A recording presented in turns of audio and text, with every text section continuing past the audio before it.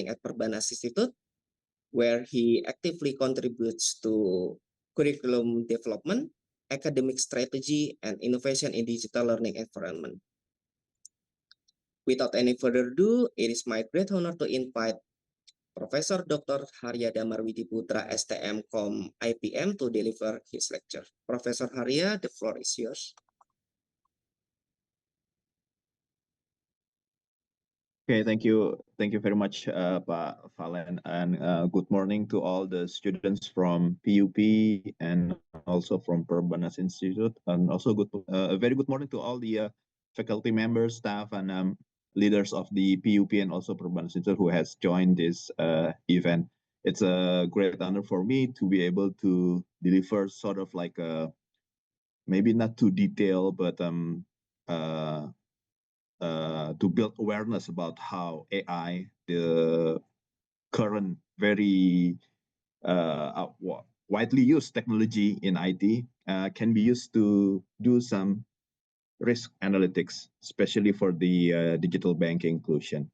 I would like also to thank Professor Veronica for all the opportunity that we can go forward with our collaboration. Hopefully, in the near future, we can do this lecture series in not in the online mode, but in offline mode. So maybe we're expecting to be able to send some of our students to PUP, and also looking forward to welcoming students from PUP to Perbanas. Okay, so today I'm going to share about the latest technology of AI and how AI can be used to do some risk analytics for banking and financial inclusion, and specifically in the area of cybersecurity, fraud detection, and also consumer protections. We'll start to, let me share my screen. Okay, just to confirm, can you see my, I think so. I believe so. Okay, right. Okay. So now let me start with these three letters, the DNP, and or let's say it's do not pay. It's a jargon that is introduced by the Americans, the United States financial agencies.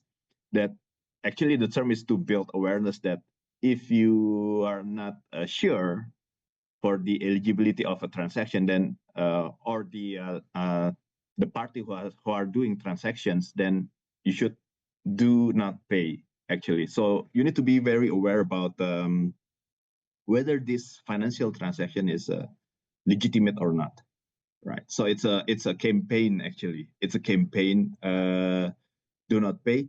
In Indonesia, we have one of the largest bank in Indonesia called the Bank Central Asia, BCA. Maybe the students, definitely the students from Perbanas Institute who live in Indonesia know this bank. So BCA, they have this campaign as well. They said that Dono Casino itu. Yeah, so Dono and Casino is a name of two comedians in Indonesia. So if you don't know, Dono is you do not know, then you kasih no. Kasih no mean kasih, you mean give no. So say no to anyone that you don't know. I think it's a very familiar term and jargon to DNP, or do not pay, that is initiated by the United States financial agencies.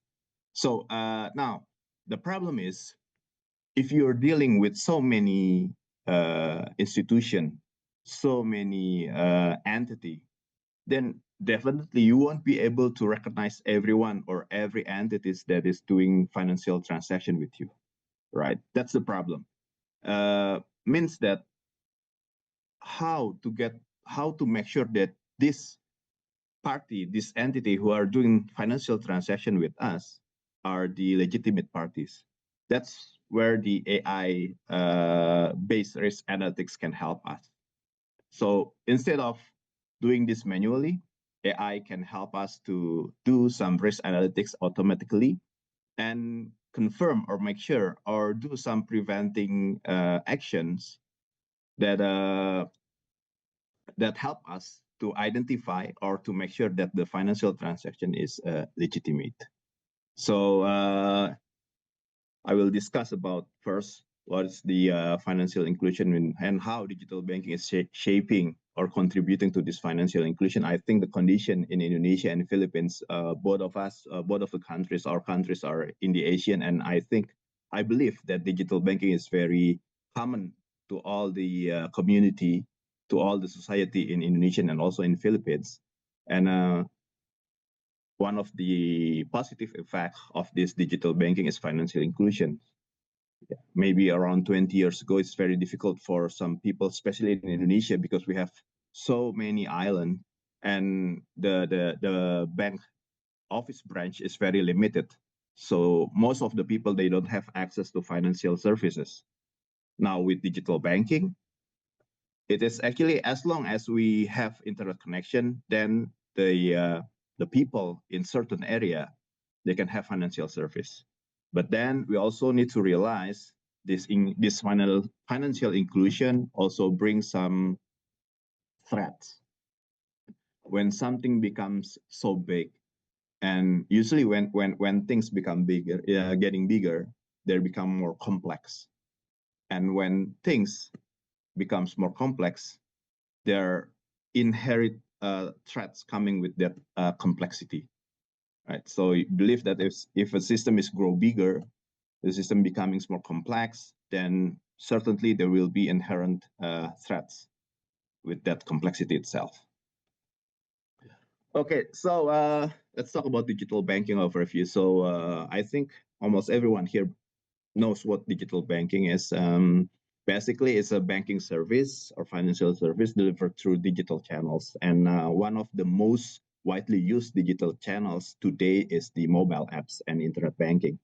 It's not only the mobile apps and internet bankings, but I believe that this is the most widely used, the commonly used channel, digital channel that's most of us utilize when we are accessing the banking services, right? It's offering 24/7 accessibility, and definitely it reduces operational costs and also scalable financial services, right? So that is digital banking. In Indonesia itself, current condition is yesterday we had a general lecture given by the chairman of the National Bank of Indonesian Association. We have at least around 80 to 100 banks in Indonesia, and the chairman of this banks association said that maybe around there are thousands of bank branch offices been closed, right? So they try to reduce operational costs and relying their service on this digital channel. Yeah, so that's our condition. I believe this is very similar to the condition in Philippines. I believe maybe Philippines you don't have so many banks as Indonesia, but in terms of area coverage, Philippines is quite smaller in comparison to Indonesia, right? Okay, now digital banking, financial inclusion. That's what I mentioned earlier. With digital banking, the main objective or the aim of especially Indonesian government is to realize financial inclusion. Right? The government expect that by shifting banking service to digital basis, then people who previously do not have access to financial or banking service, now they can have this through their gadgets as long as they have internet connection, right? So financial inclusion is basically ensuring affordable financial services for all, focusing on access, usage, and quality. So again, digital banking is a crucial aspect for reaching unbanked population by lowering traditional barriers. So you can imagine 30 years ago or maybe 40 years ago, just to open a bank account, someone will have to travel, let's say 2 hours. And when they want to do some cash deposit, they have to do the same thing. They have to travel 2 hours just to get to the office, to the branch, and then spend another 2 hours going home. So maybe it's total, it's 4 hours. Now it's very simple. If you want to do some withdrawal, you want to do some transaction, you want to buy things and everything. Now, as I mentioned earlier, we have digital banking. Using digital banking, we can realize financial inclusion, but then there are threats, there are inherent risks coming with these services, right? So since digital banking is running on top of this digital channel, then the main risk that is emerging for these services is cybersecurity risk. Yeah, I believe some of us familiar with the term malware and ransomware. Maybe not all of us familiar with the terms phishing attacks. Yeah, but malware and ransomware, I think this is a very common term that we often hear these days. And then data breaches and identity theft is also a very common terms that we are familiar with these days, right? The phishing attacks, it's quite funny actually. Phishing, the way you pronounce this is like you phishing actually. So it's literally means the same. If you can see the icon here, it's a hook that fishermen use to fish. Means that these types of cybersecurity risk is a bad person trying to hook, yeah, us as the fish, or in this case, is the financial service user, and then waiting for us to make some mistake, and then they can take advantage from us. Yeah, exactly like the process of phishing itself. Yeah. So phishing attacks, deceptive attacks to steal user credential, and then malware, ransomware, malicious software disrupting digital banking and compromising systems. Yeah. So it's be very careful actually when you download some application for your mobile phone from untrusted parties, or let's say you receive some file or documents sent to your, let's say, WhatsApp, or maybe any other messaging services. Be very careful with that, because that application could contain malicious software that can steal your information. And the last one is data breach and identity theft. Is unauthorized access to records leading to privacy violation and also fraud. So those are some cybersecurity risks that is coming with this digital banking service, right? Now, another thing is fraud risk in digital transaction. It happens in the transaction itself, right? We have what's so-called as transaction fraud, which is illicit activities like carding and account takeovers for unauthorized access, and then social engineering, manipulating individuals to revealing confidential data through psychological exploitation, and then also synthetic identity, creating fictitious identities to open fraudulent accounts and acquire credits. Now, research fact and findings actually, especially in Indonesia, the social engineering is actually the most common technique to do manipulation or identity steal, right? Because it is the easier. You barely need to have a high technical ability to do this. Yeah, you can just simply you receive a call for someone, and then this person says that let's say maybe your mother or your father, or let's say for us parents, maybe your kids, your children is in the trouble, and then they ask for some amount of money to help or to be used, let's say to pay some hospital fee, and then this is all just gone, right? So it's social engineering is very simple. Is they're working based on the human psychology, and you barely need, yes, as I mentioned, you barely need any technological expertise to do this. But in reality, this is the most common what do you call it, mode, right? Modus to do fraud in digital transaction.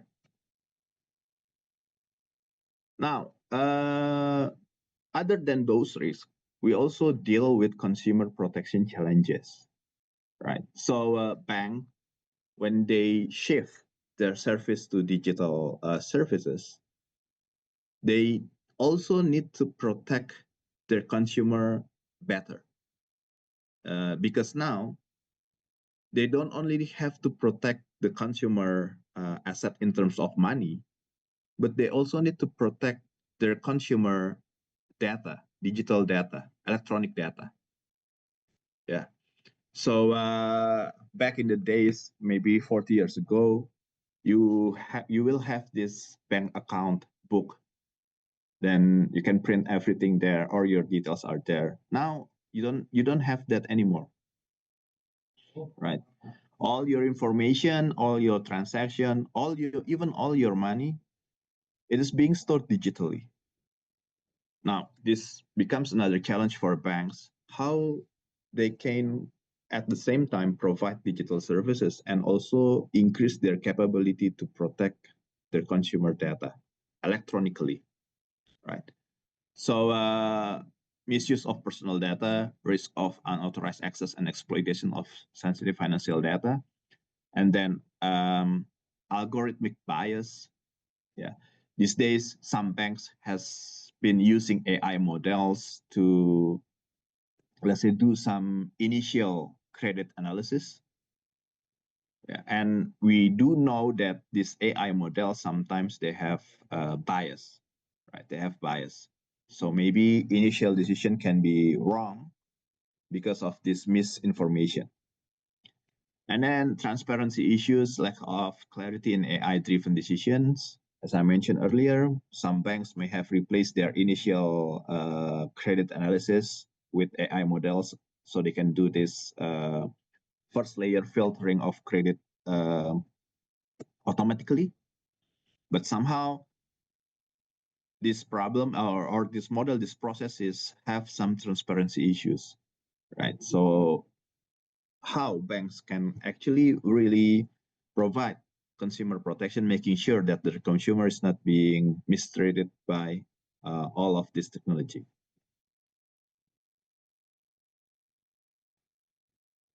Now, this is the paradox, as I have mentioned earlier. We call it the inclusion paradox.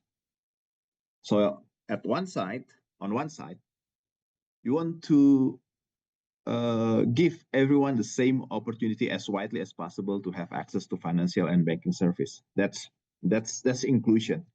You want to include everyone. Means that you want to expand digital banking access. Now, on the other side, this will simultaneously elevate risk or exposure for vulnerable populations.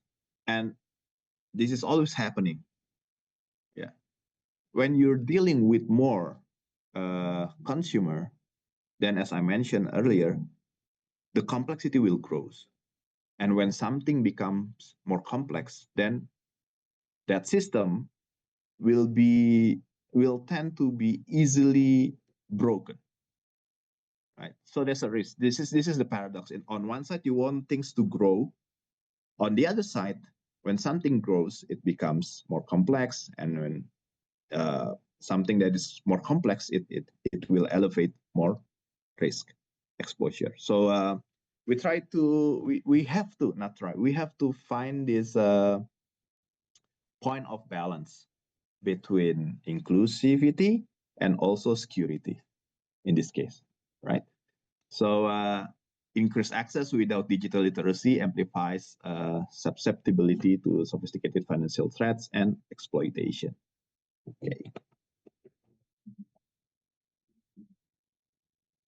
Now, those are the digital banking parts. Now we go into the AI parts, right? So in general, those students who maybe have taken the artificial intelligence course knows that in the process of learning for AI algorithm, we have um, supervised learning, and then unsupervised learning, and then we have enforcement learning. right? So that is basically how AI actually study or learn from data, right? Now let's talk about the AI algorithm that is based on supervised learning and for proactive security, right? So what does it mean by proactive security? What I mean by proactive security is actually when you build security systems, the systems need to be proactive more instead of corrective, right? So it's better to prevent than to cure. Okay, that's what they say in medical. It is better to prevent someone from being, let's say, affected by a disease in comparison to curing someone from the disease itself. So our efforts actually needs to be more in the preventive actions in comparison to the corrective actions. Now, proactive security means that we try to use AI models to do some early detections. Yeah, to do some early detections, let's say fraud detections, and prevent that fraud transactions to happen. Yeah, based on data that we have learned. So the supervised learning for proactive security is actually we utilize labeled data for classification and regression task. Yeah, so let's say you imagine that we have this bank, we have a historical data containing all the transaction, and we have label for this transaction. Oh, this transaction is a legitimate transaction. This one is illicit transactions, and the other one is legitimate, and so on and so forth. Then actually we can ask our AI models to learn based on this data set, and they will find sort of like a pattern, right? So next time they encounter a new transaction, they can decide or they can classify whether this transaction is going to be a legitimate transaction or an illicit transaction, right? So we can use this approach for fraud detection, early fraud detection, and then real-time risk scoring, and then intrusion detection. This is very common. Let's say intrusion detection is not really directly into the financial fraud, but more to the attempt to breach our systems, maybe to steal our data or to change our data, and also to do some behavioral biometrics for authentication. Right. So those are the basic things, the basic idea of supervised learning. We utilize labeled data for classification. Yeah, we learn from labeled data. Yeah. The main challenge of this that we need the data. If you don't have the data, or if you have a data but the data is not labeled, then you cannot make use of any AI model or any AI algorithm that is based on supervised learning to do this task. So that's the main challenge, right? It is very powerful, but you need data, lots of data, and those data needs to be labeled. It has to have label. Okay. Another model is the AI models or algorithm that is built based on the unsupervised learning, yeah, for adaptive threat detection. So the previous one is for proactive security. Yeah, so you can imagine there's a security guard. They've been trained that they've been provided all the photos of all the employees. Yeah, maybe employees and lecturers in PUP and also in Perbanas Institute. So these are all the lecturers and all the employees of PUP and Perbanas Institute. The security guard has been trained, and they know these are the person who are allowed to enter the campus, right? Other than these persons, they are not allowed to enter the campus. Okay, so that's supervised learning, proactive. The next one is unsupervised, adaptive threat detections. So the keyword with unsupervised is it is adaptive. So it might learn along the way. right? It might learn along the way. The unsupervised learning, as the opposite of the supervised learning, means that the algorithm can learn without supervision or without samples actually. Now, these AI models or algorithm can help us to identify hidden patterns and anomalies without prior labels. So basically, we can use this to do some anomaly detection. With anomaly detections, you don't need to have label for your data. What you need to know is the normal or the average conditions of the data. And then when something happen and it deviates, there's a huge deviation. Yeah, when something happen and there's a huge gap of deviation between this event compared to the general one to the other ones, then we can actually say that this is an anomaly. So you don't need to have the label as long as you recognize um, something is not common, something is not usual. Yeah, and you generate some response or alarms flagging this as suspicious activities, right? That unsupervised learning. Okay, so let's say for some credit card transactions, let's say bank has already built a profile of my credit card transactions, right? And they know that Haria is always doing some financial transaction or credit card transactions around the hour of 10 in the morning to 10 in the evening. And then suddenly that's my general patterns of credit card transactions. And most of the time, I always do financial transaction using rupiah, Indonesian rupiah. And then suddenly, there's a transaction coming from my credit card. The time, 12 p.m. So 12 midnight.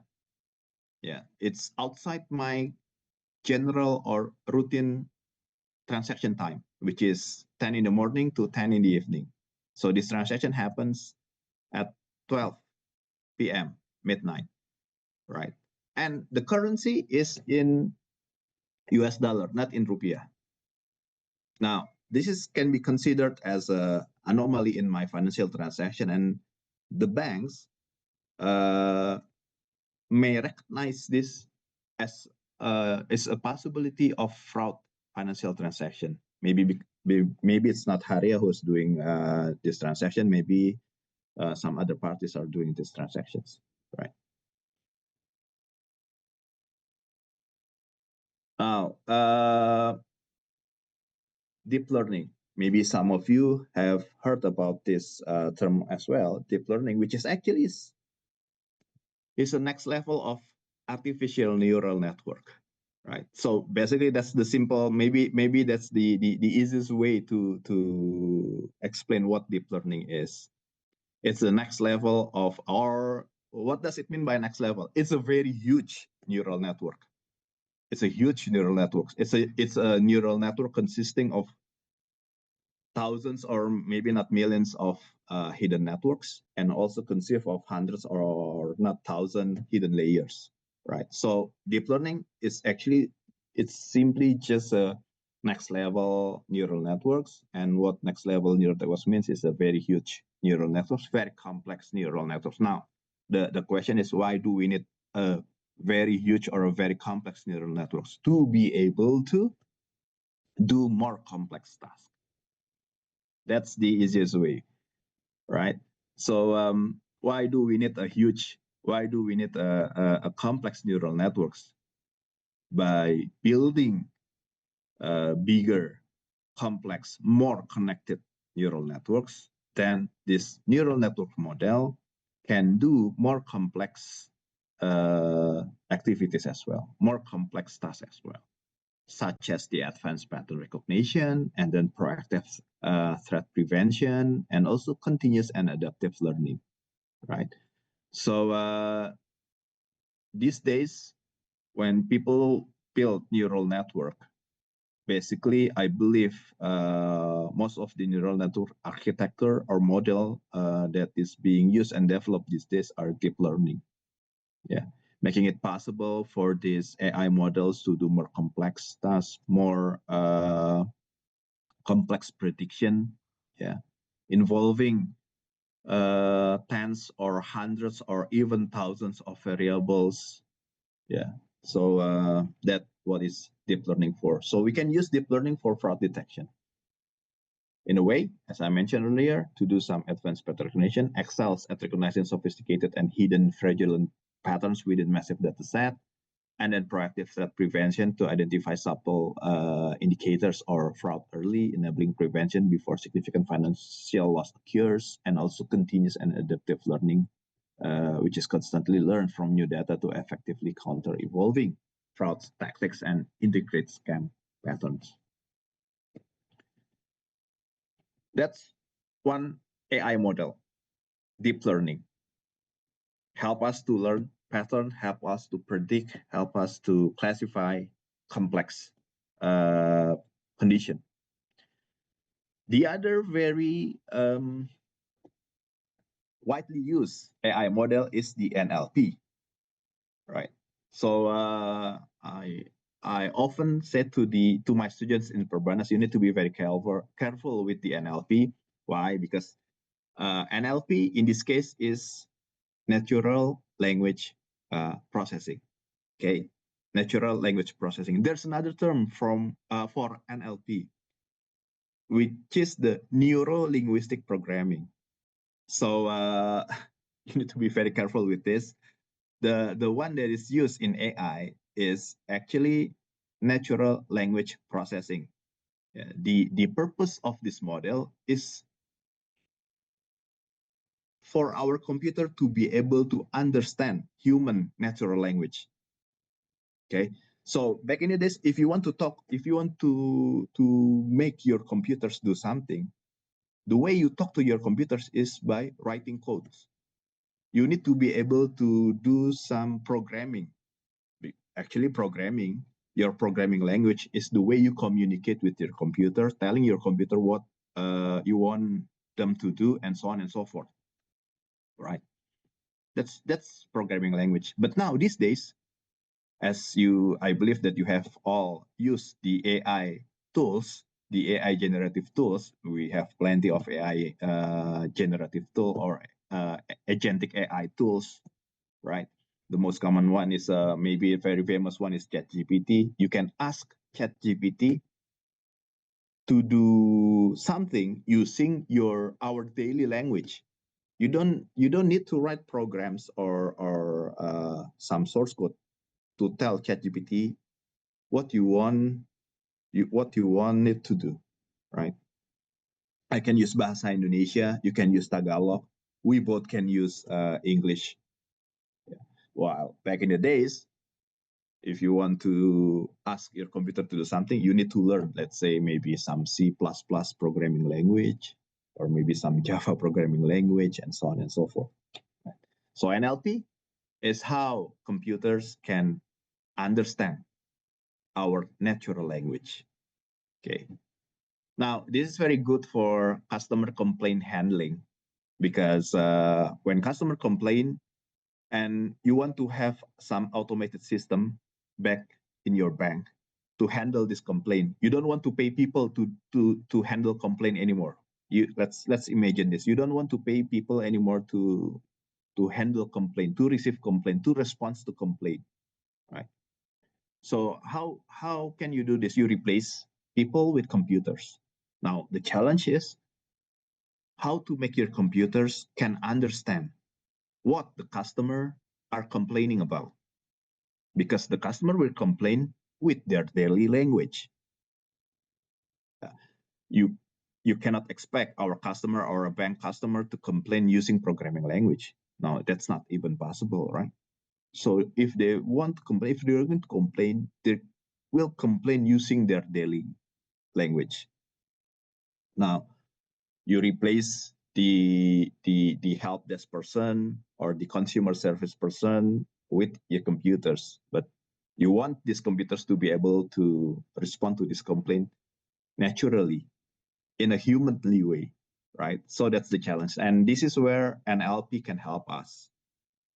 Right. NLP models can make our computers understand what people are saying and also can respond in a humanly way to people.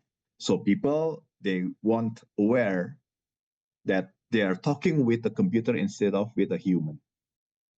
So very, very convenient actually for banks. You can reduce the operational costs, right? And you can replace it with computer. Now I mentioned that please be sure that NLP, natural language processing, and it is not neuro-linguistic programming. The second term is very, very computer science actually. Neuro, because we have neural network. Yeah, neuro-linguistic programming, and we have the term programming for P, but actually it has nothing to do with computers. So neuro-linguistic programming is a psychological way of how if you've been to some motivator session, that is NLP in terms of neuro linguistic programming. So human brain, they can be programmed based on linguistic, right? So if you keep saying or if you keep hearing something repetitively all the time, let's say we are told to tell ourselves maybe every morning or maybe every hour, you're going to be success, you're going to be success, you're going to be success. And then our brain, it will be programmed that I will be success. So your effort as a human, right, as a human, will drive you to a success condition. So that's neuro-linguistic programming. In this case, AI-based, we talk about neuro-linguistic processing, making our computers to be able to understand human language and to be able to respond in a humanly way to people. Now we can build chatbots, virtual assistants, as I explained earlier. We can do some sentiment analysis, right? So now instead of doing some survey to get an overview about how our customers think about our service, instead of doing a survey, you can just collect all the posting from social media, and then you do some sentiment analysis based on this posting, maybe tweets, right? Comments and so on and so forth, and then you do some automated process. Then you get the results that, oh, in general, our consumer are quite happy with our service, or maybe the other way around, they're not happy with our service. And then what you're going to do with this? And the third one is automated complaint resolutions, right? Okay. Another thing with AI models, how this can be used to analyze risk. We have so-called as the graph analytics for fraud networks. So basically, our data set, banks, they have this data sets of all of their customer. Now the thing is, if you look at this data set, you barely can see any relationship between one account to another account. It's hard to detect that if you see it as a, let's say, a table or a spreadsheet. But once you can visualize connection between one account to another account, let's say, you can visualize which accounts are doing huge transfer to another accounts, which account are doing transfers regularly to another account. And then you can start building this connection between one bank account to another bank account, right? Of course, our interest is, let's say, a certain bank account is making a regular amount of transfer to another bank account. We can believe if this is happening, and you can visualize this, you can believe this, that there's a connection between owner of this certain account to owner of the other account, right? Otherwise, why would someone do some regular transfer? Yeah, they may have some. They must be having some types of relationships. Right? So based on their transaction patterns, you can build this graph, and you can do some analysis, and then track down whether there's a financial relation or connection between one bank account to another bank account. Now, let's say this is what the in our country in Indonesia, what the institution for corruption doing when they have a suspect. Then what they do is they track down which other parties are doing financial transaction with this suspect, with this person of interest. Based on that, because corruption, you always you have the term that follow the money. So you just need to follow where the money are going, and then in this case, the money are going. You can trace where the money are going based on their financial transaction record, right? Okay. Next, another thing in AI models that we can use is so-called as the explainable AI in banking decision, right? Okay. So as I mentioned earlier, some banks they have started to replace their credit analyst person, especially for the first layer analysis, right? So back in the days when someone they try to get some credits, some loans from the bank, there will be some officer who are doing sort of like an eligibility profiling for this person applying for a loan. Now this can be replaced by AI models. Now, we also would like to have this explainable AI in banking decision. So it's not just a decision whether you are eligible for applying a loan or you're not eligible for applying a loan, but this decision needs to be equipped with explanation that can be understood by human as well. Yeah. So transparency and interpretability, and then mitigating algorithmic bias and also achieving regulatory compliance is very crucial. Right. So you don't want AI to be able, you don't want AI to do some automation only, but you want this AI to also be able to give explanation, yeah, for the decision that they have made for every task. Now, real-time AI for transaction security. This is I have mentioned earlier, instant fraud detection, and then dynamic risk scoring, anomaly detection, and also enhanced security and trust, which is proactively safeguard financial asset and ensure secure, seamless digital banking experiences.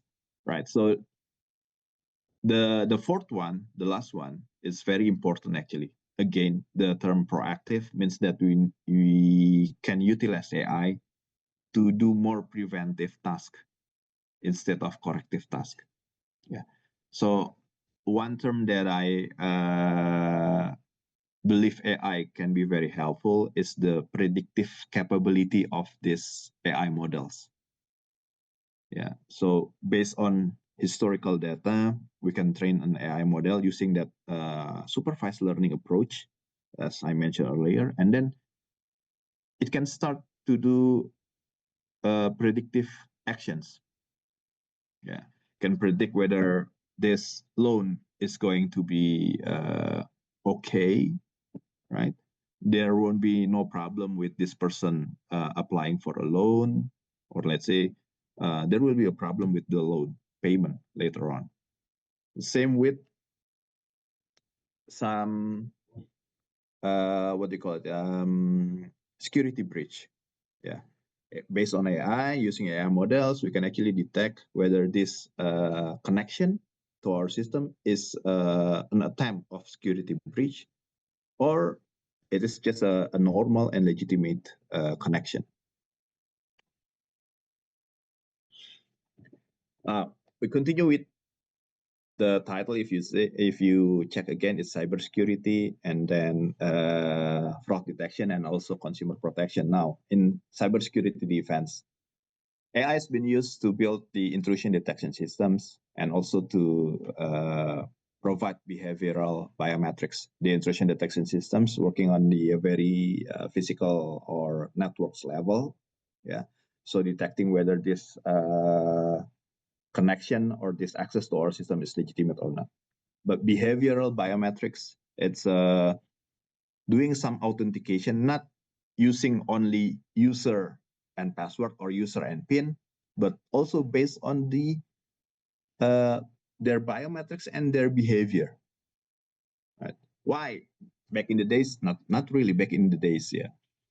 After the era of password and PIN, we come into biometrics, right?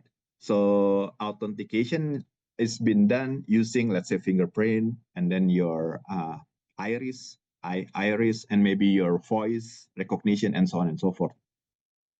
Now we have behavioral on top of biometrics. Why is that happening? Because AI can do some deepfake to imitate biometrics, the biology state of a person. They can recreate the face, they can recreate your voice, they can recreate your fingerprint, and so on and so forth. But behavior, our human behavior, how we react, how we respond, is still a challenge for AI to be able to replicate that. So let's say you can see an AI generated video.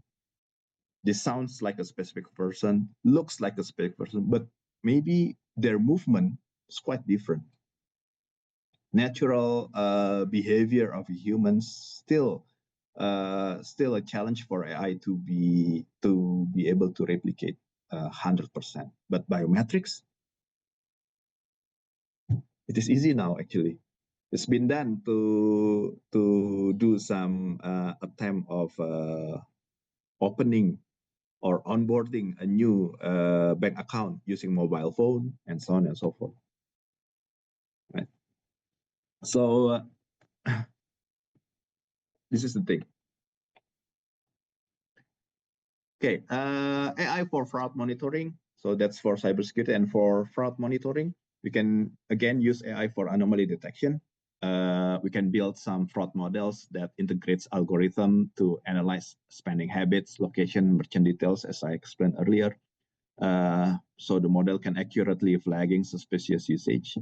And then real-time scoring provide instant risk scores during transactions. So you can use AI to, let's say, build or calculate the score whether this transaction is a high risk transaction or a low risk transactions. So based on this score, then the bank can initiate or facilitate immediate intervention, whether to approve or block the transaction itself. Right? So it's a very convenient way to provide real-time protections. Now, next one is AI-driven consumer protections. Right, fairness-aware credit scoring, and then predatory lending detections. Right. So the way how banks can use AI to realize consumer protections now, with AI, when someone is applying for a loan, the credit scoring will be fair. You know that there's a problem with human, because human tend to act subjectively. So let's say if I'm the person who are doing this credit scoring, and I know the person that is who is applying for loan is, let's say, my relatives, right? Maybe my friend, or maybe my cousin, or maybe my uncle, and so on and so forth. So me as a human, I will have the feeling of guilty if I'm not approving, if I don't approve the application, right? While AI, they don't care. As long as you don't meet the requirement, then the system will automatically reject your application for loan, right? So it is very fair and also aware, very obedient to the rules, right? Another thing to use AI to protect our consumer, or in this case is the bank consumer, is the identity verification. Okay, identity verification. This is what I mentioned earlier with biometrics. Yeah. So now in Indonesia, I believe also in the Philippines, if you want to open a new bank account, all you need to do is just download the mobile banking applications. You don't need to go to the bank, and then they have this so-called as the online onboarding process. You can start the process of becoming on or opening a new account using your mobile phone. And one thing you need to do is you take a photos of your face, and then it will compare with the database that is stored in the Ministry of Citizenship, confirming that this is the face that is claiming as Haria really is Haria. Okay, so we can do that with AI. So we have eKYC or Know Your Customer for seamless inclusion. Powered eKYC enables rapid and secure digital identity verification. So reducing onboard friction, and then biometric authentication for security, as I mentioned earlier, and also risk mitigation and trust, right? AI-driven verification fortifies banking against identity fraud. And it will ensure regulatory compliance and also building trust for the customer.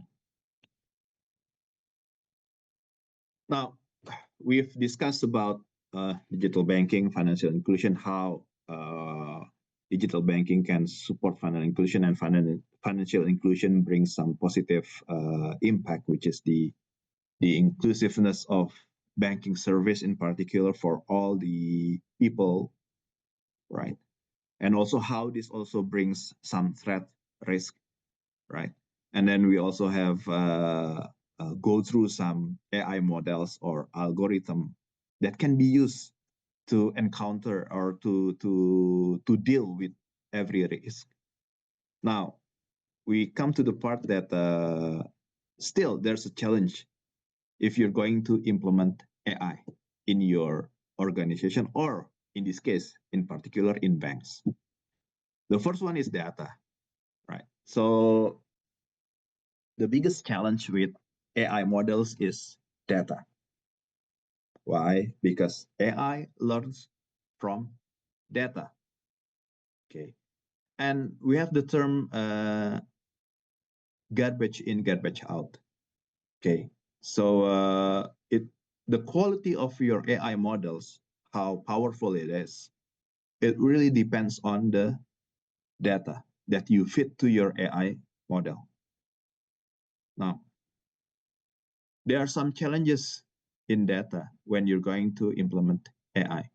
So you have the AI algorithm, but this AI algorithm, they barely can do anything. They barely can do anything. They can do nothing if you don't fit them with data. So you have to train this algorithm using data. Now, first challenge, data quality and completeness. As I mentioned, garbage in, garbage out. If you fit garbage data, rubbish, to your AI models, it will still learn. Yeah, it will still learn. Your AI models or your AI algorithm they don't have the ability to say no to the data that you're feeding. So let's say I have an AI models, and then I give this AI models a rubbish data set. The AI models, they cannot say, oh, I don't want this data is rubbish. They won't be able to give that response. Instead, they will still learn from this rubbish data set. They will still learn, but as you can expect, as they learn from rubbish data set, the knowledge that they're building is also not useful, right? So data quality and completeness, the same. If your data is not complete, it won't be able to learn all the situation from your data. Let's say I want to build an AI model that can predict the growth of wealth in Indonesia. Okay, I talk about Indonesia. But now, the data that I fit to my AI model is only data coming from Jakarta. Right? So Indonesia and Jakarta. Jakarta is a very small part of Indonesia. Jakarta is a very small part of Indonesia. Now, my goal is to be able to build a predictive model that can estimate what will be the growth of wealth, of people wealth in Indonesia 5 years ahead. But my data is only based on Jakarta. So my data is incomplete. I cannot say that the model will still learn, and maybe they will come up with a prediction that it will grow above 8% because that's the trend in Jakarta itself. But maybe some parts in Indonesia, economic only growth, let's say 3% or 4%, which is totally different in comparison to condition in Jakarta. So that will cause problem because the data is incomplete. Okay. Second one, data privacy and security. Now, data privacy means that when you're dealing with data, we need to make sure that sensitive financial data is being guarded. The privacy is not being exposed. And then you need to be able to confirm that this data that is being studied and learned by your AI model is highly secure. Now, that's another challenge. The challenge about protection and security. How you can actually, banks need to think how they can secure their data because this is their assets now. It's not only the money that they're collecting from people, but also the data of the consumer itself. Okay, the third one, lack of labeled fraud data. Now, this is another thing. Okay, if you want to build a model that can actually help you by classifying whether this transaction is fraud or not, then you need to have label for your historical data set, right? Now, this is not another problem because usually it's not clear who's going to label whether this transaction is a fraud or whether this is a legitimate transaction. There's no label for that most of the time, right? So you're dealing with unlabeled data set. When you're dealing with unlabeled data set, if you remember what I mentioned earlier, you most likely you won't be able to use algorithm that is working with the supervised learning process, because when you are going to use supervised learning process, your data needs to be labeled, right? Now, this is another challenge. So data quality and completeness, and then data privacy and security. It deals with how, because you're using data set, how you can actually also protect your data set. And then the third one is lack of labeled fraud data.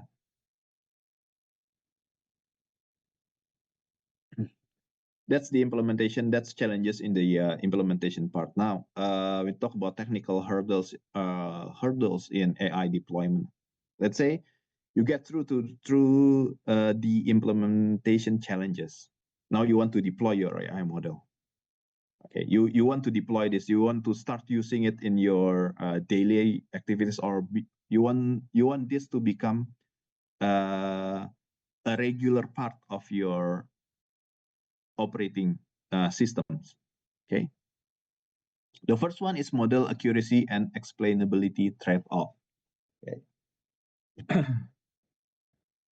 So you need to make sure there's a challenge whether how accurate your AI model is. Is it accuracy 90% or accuracy 80% or 95% or 99%? And this can be very subjective. It really depends on the case. Some people say that 90% is good enough. Some other think that 99% is even not enough. Right? So there's a different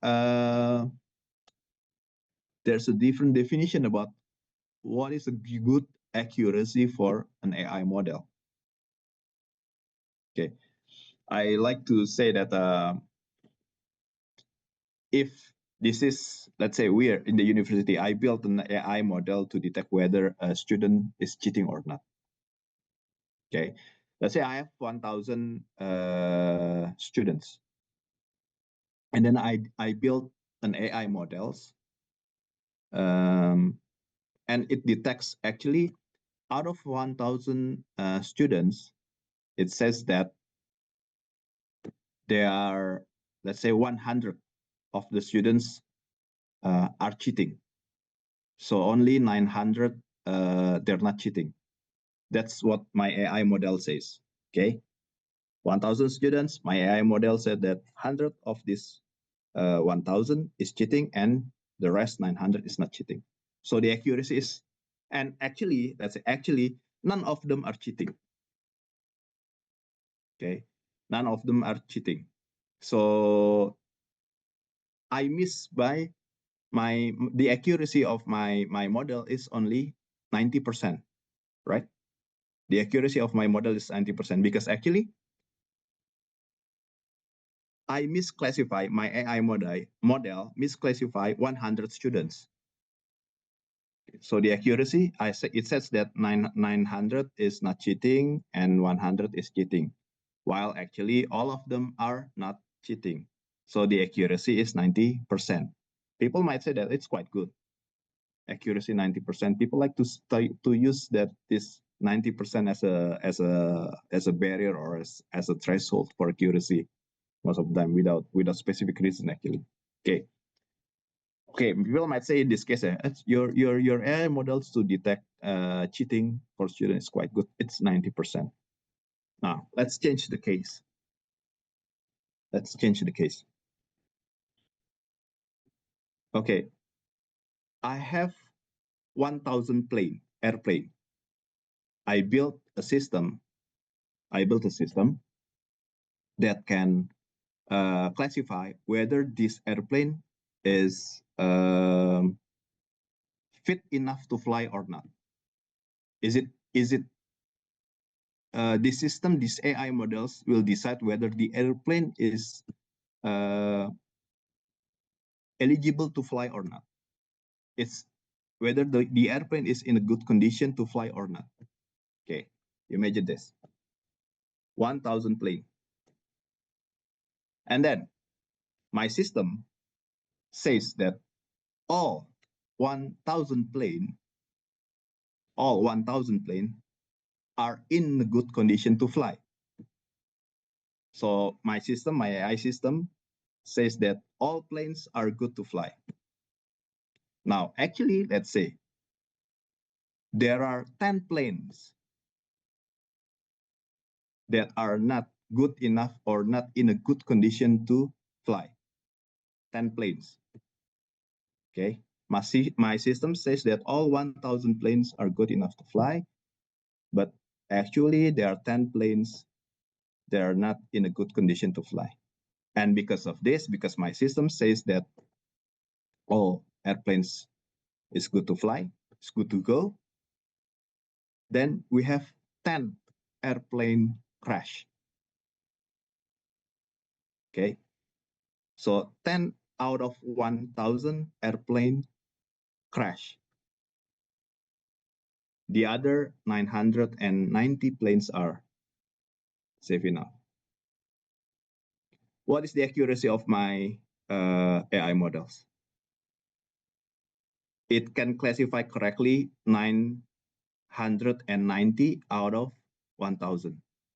Okay, so it's 99%, right? So you divide 990, you divide it by 1,000, you get 0.99, right? So it's 99%. Okay, which one is better in terms of accuracy? The previous one for cheating is 90%, and this one is 99%. In terms of numbers, the 99% is better. But will you think that an AI model that misclassified 10 airplane and it crashes, causing that, causing a lot of people death because of misclassification, and the AI models cannot recognize whether this plane is good to go or not. It's even though number says that it's 90% and this one is 99%, I think we believe that that's not good enough. The 99% AI model is not good enough. You will have the possibility of 10 crashes out of 1,000 flight. Yeah. If you imagine 1% of possibility of misclassification in flight, you can check actually how many flights globally in one day. Maybe you think it's not that much, right? But it's plenty. Tens of thousands of flights a day. If you have 1% misclassification and every day you will have 1% of this total flight crash, oh, even one airplane crash per year is just too much, right? Now, if you calculate the statistic, right, the statistic between number of flights in a year and number of crash in a year, it will be very, very, very small. You need an accuracy of 99.9099, and so on and so forth. Yeah. So accuracy is a very, very subjective, and it really depends on the risk. Right. Now, the other one is scalability for real-time processing. Yeah. Building a complex AI model requires a powerful systems or powerful hardware. It will need a lot of computing resources to do some complex calculation. Now, how we can actually provide real-time processing? Now, these days, I think when you use ChatGPT or when you use Gemini, and sometimes you get the response that at the moment I'm receiving a lot of requests, please try again. Sometimes you get that response, right? And maybe you feel like, oh, come on, I need this right now. I need this as fast as possible. I need your response as soon as possible. So, but you imagine how many people are accessing the system at the same time, asking the ChatGPT server and maybe the Gemini server to do some calculation. Yeah. So scalability for real-time processing is very challenging as well, and it's some technical challenges in there. Now, the last one is very important, specific in banks, integration with legacy banking systems. I'm not too sure in Indonesia, in Philippines, but I do know in Indonesia, a lot of banks are still using the so-called as the legacy banking systems, the system that is developed in the 80s. They're built using the programming language that even myself are not familiar with. Some legacy system is built using this programming language called the COBOL, Common Business Objective Language. Some are still running on top of this IBM AS400 servers. So how do you integrate this state-of-the-art technology to these legacy systems that is developed 40 years ago, 50 years ago? And if you ask why banks, they're not migrating from the legacy system to the new framework and so on and so forth. Now, there's another discussion about that. There's a risk about migrating system, because migrating something that is very huge is not easy. Yeah, and then they don't want to spend risk. Yeah, they don't want to deal with the risk that the migration might fail. So the most common approach to extending banking service is they maintain their legacy system at the center, and then they start to build sort of like, maybe you can call it as a satellite systems.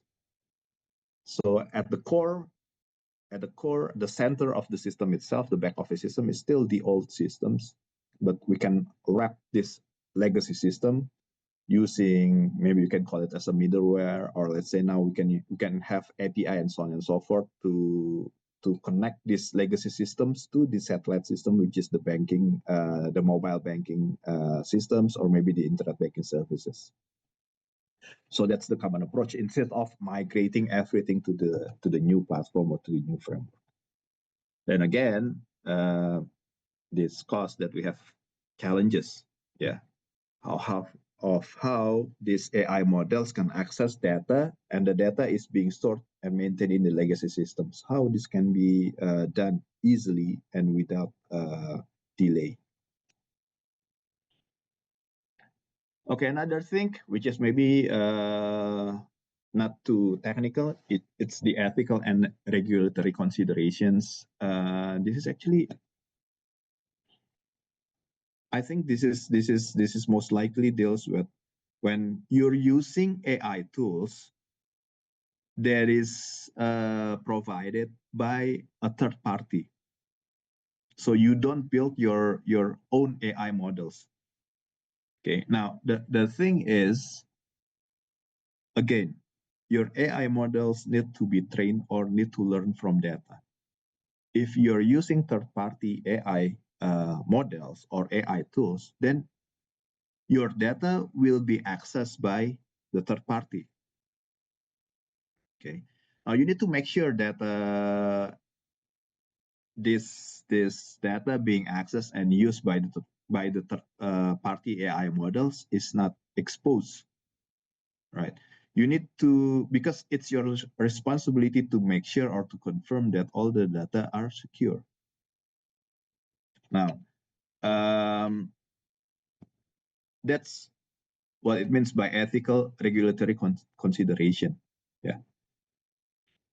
You want to use AI models, but you don't have the capacity to build your own AI models. Yeah. Let's say your bank is still small. You don't have the budget to build your own AI model for your banks, and then you just, okay, let me just fit my data to the agentic AI models provided by certain vendor, right? Let's say by Microsoft or by Google and so on and so forth. Means that your data, your consumer data is being kept by them. Then how you can actually protect this? How you can actually confirm that your consumer data is not being misused by this third party? That's another thing. On the other way around, if you don't do this, you cannot provide AI-based services to your consumer, right?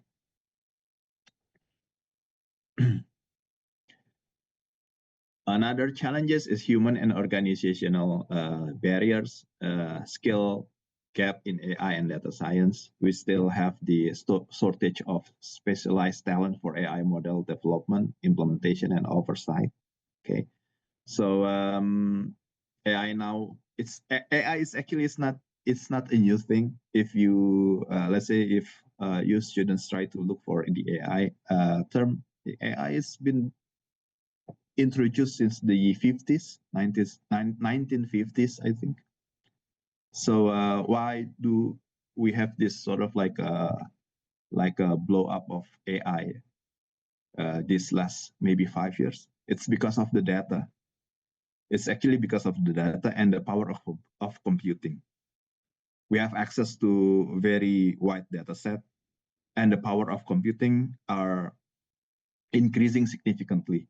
This making all the AI algorithm, they can actually learn more and faster. So that's the key, right? Because we have a lot of more data, the model can learn more. And because we have computing power in terms of hardware, it can learn faster. Okay. So because it can learn more and it can learn faster, it becomes sort of like more intelligent. But actually the algorithm itself, its current AI algorithm is developed maybe 20, 30 years ago. But now they can perform better because, again, they have more data and they can learn faster. Now, people, still a huge challenge. First, about the skill. Second one is resistance to change. Right? Employee and stakeholder reluctant to adopt new AI-driven process and workflow. Why? We have another problem here because when the main objective or the main aim of AI is, of course, to reduce human error. Why do you want computer to do automated task? Because we human, we get tired, we lost focus, and then it will happen what's so called as human error. While with computers, machines, they don't get tired, right? If you ask them to work 24/7, they will work 24/7. Human, we cannot do that, right? No, the thing is, if you replace human with machines and computers, then you will fire some people, right? People will lose their job. Yeah, this will create another problem for the government, let's say, because more people will become jobless and so on and so forth. Now, of course, the thing is resistant to change regarding with employees' stakeholder reluctance also relate to the first one. So actually, I believe that this is something that is unavoidable. It will happen sooner or later. We will be replaced by, for certain tasks, human will be replaced by machines for certain tasks. But what does it mean? It means that we need to be able to develop new skills.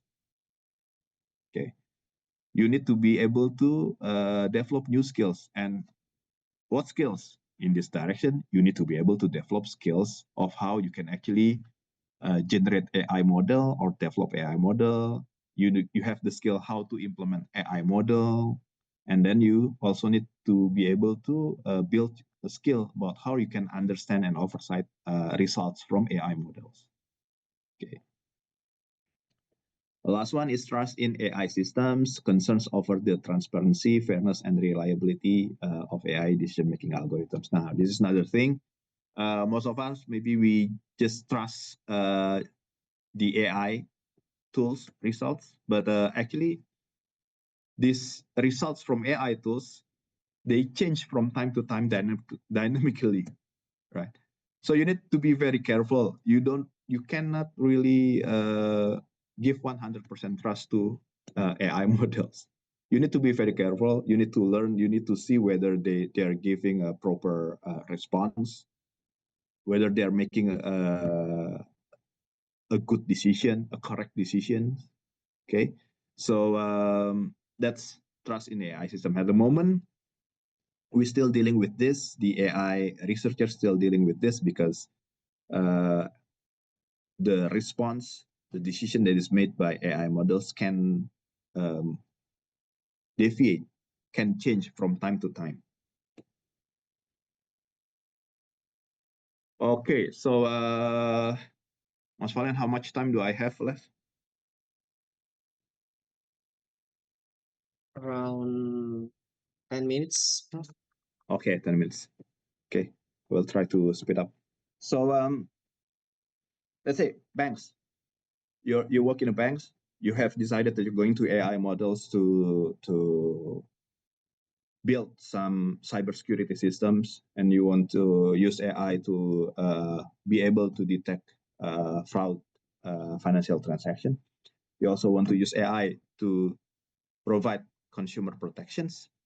Now, you already know what are the problems, what are the challenges when you have decided you're going to use AI. Now, it's time that you need to be able to build a data strategy. Okay, why we start with data strategy first? Again, data is the fuel of AI. Without data, your AI models will not work.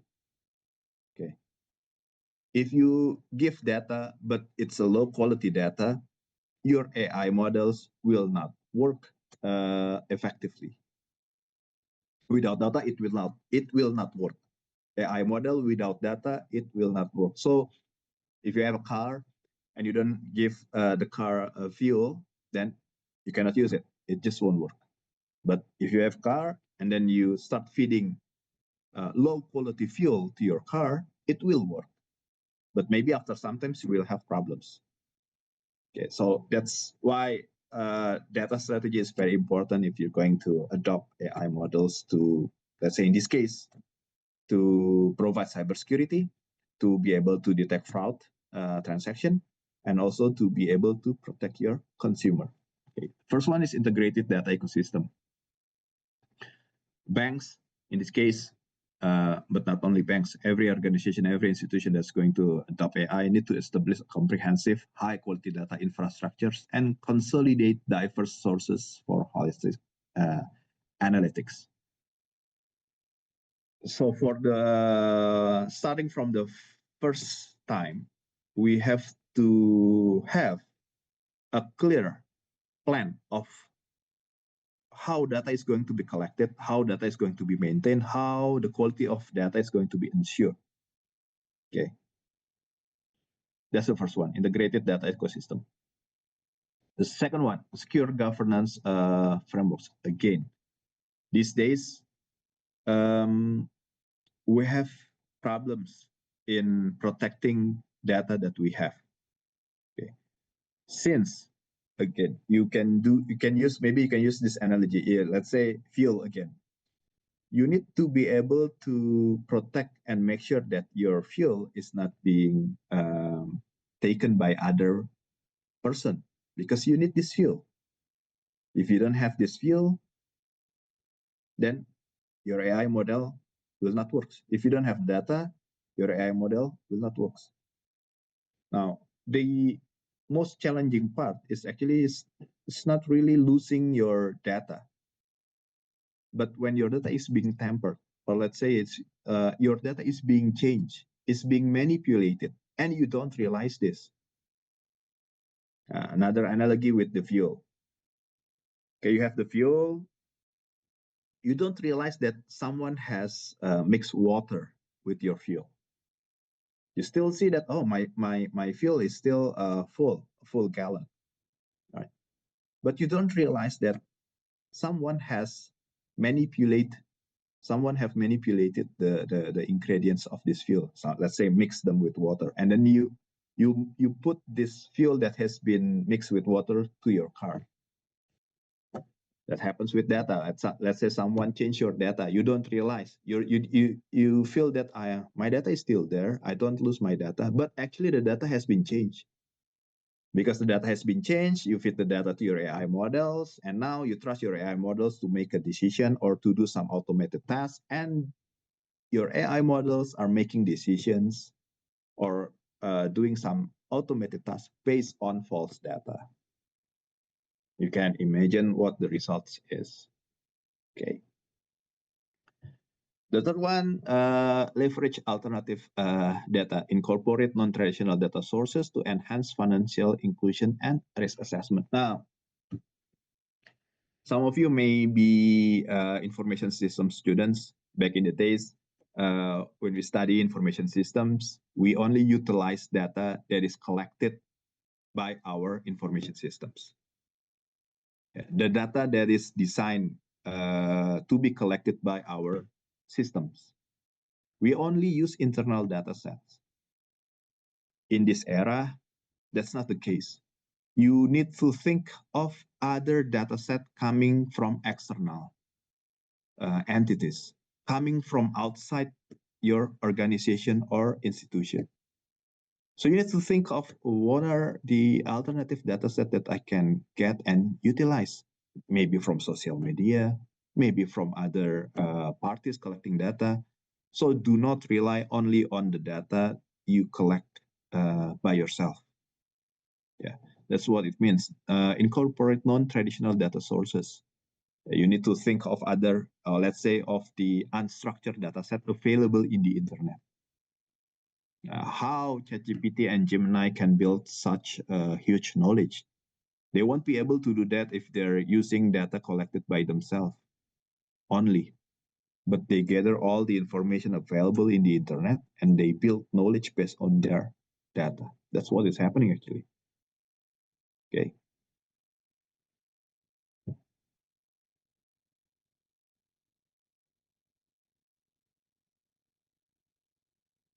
Oh, sebentar ya.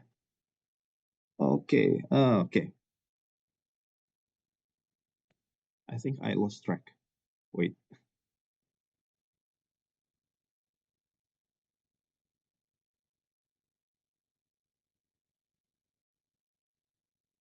Okay, now I will jump to this part directly. So we still have time for question and answer and also some discussions. Okay, so some summary and key takeaways. Again, I would like to highlight that digital banking is a very powerful enabler for financial inclusion. Right. However, it introduces substantial new risk. Okay, so that's the main point, and we cannot we cannot go back to conventional banking. Or what I mean by conventional banking, it means that by what do you call it, analog or manual banking maybe. But digital banking is the direction that not even that we're going. We are currently in the era of digital bankings, right? But again, it introduces substantial new risk. And what's the relation with AI? So the impact of AI is it is the indispensable for mitigating emerging risk in cybersecurity, fraud detection, and consumer protection. So the way we can see it now, AI can help us to handle or to tackle almost every risk. Okay, almost every risk that is emerging from this digital banking process. If you ask me, what is the risk that cannot be handled by AI? Yeah, there's maybe one risk that is difficult for AI to handle is the uh, social engineering part. Okay, educating people, uh, making people understand how this technology should be used. Yeah, so building literacy of people that there is risk of doing financial transaction digitally, electronically, and how this can be avoided. So maybe that's the one thing that is cannot be automatically done or handled by AI. But if you talk about detecting fraud and then detecting the attempt of intrusion to our systems, and then responding to the customer complaint. Yeah, and then if you talk again about doing some automation for risk analysis, building graph analysis or network analysis to be able to visualize the connection between one bank account to another bank account, and so on and so forth. AI can help us do that. Okay, but educating people, making people understand and change their behavior in terms of how they use technology, and then that they would need to be aware about the risk emerging from this digital service. That's quite challenging for AI. Actually, AI can help in providing all the materials. AI can be used to build, let's say, online courses, right? But the awareness and the behavior of the people, it really up to the person itself, right? So that's the most challenging risk. Yeah, the most challenging risk that is maybe cannot be directly solved using AI. The last one is feature direction. Morning.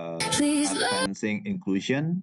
Yeah, means here advancing inclusion. If we want to advance or we want to wider our financial inclusion, it requires a strategic approach to AI. So if you talk about financial inclusion and you want this to be wider, this inclusion to be wider, then there's no option than using AI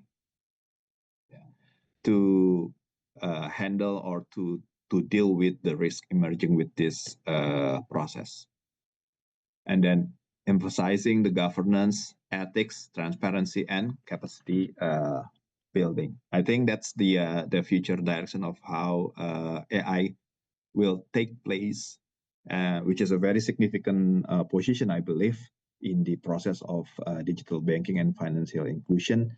especially for us in the Asian country, right? I think in general, maybe in terms of digital literacy, people in Indonesia is quite similar with the people in Philippines, but for us in Indonesia, it's more challenging because the diversity of Indonesian people is larger in comparison to the diversity of the Philippines people. We have a very people with high digital literacy at the big cities like Jakarta, and then we also have our brothers and sisters, people of, let's say, some local people in Papua who they don't even have maybe access to mobile phone.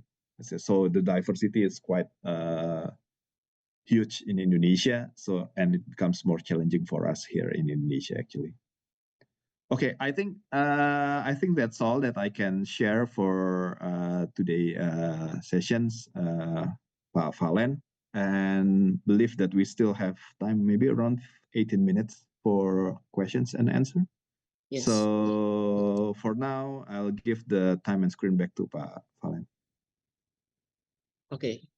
Thank you very much, Prof. Haria, for the presentation. It's a very insightful and inspiring presentation. Okay. Now we reach the Q&A session. For this session, participants are welcome to ask questions related to today's topic. May you can raise your hand by the use feature rep in the Zoom, or you can write your question in the chat box or the comment. Okay.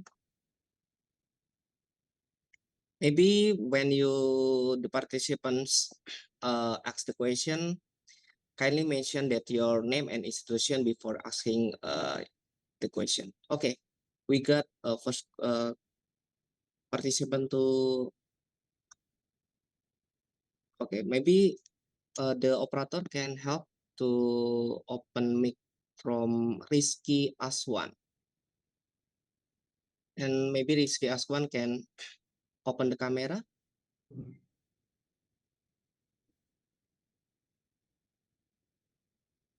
Okay.